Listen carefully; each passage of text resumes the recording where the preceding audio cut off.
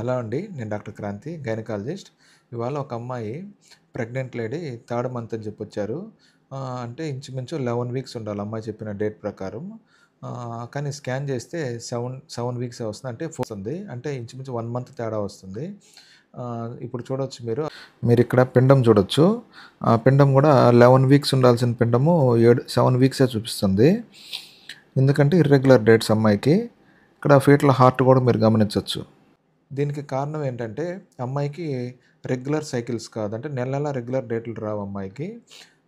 Once in 3 మంత్స్‌కి ఒకసారి date వస్తుంది. అలా ఇర్రెగ్యులర్ డేట్స్ వచ్చే వాళ్ళకి వాళ్ళ ఎల్ఎంపీ లాస్ట్ మెన్స్ట్రువల్ పీరియడ్ ప్రకారం లాస్ట్ డేట్ ప్రకారం మనం డెలివరీ డేట్ ఇవ్వడం గానీ, నెలలు లెక్కేసుకోకూడదు.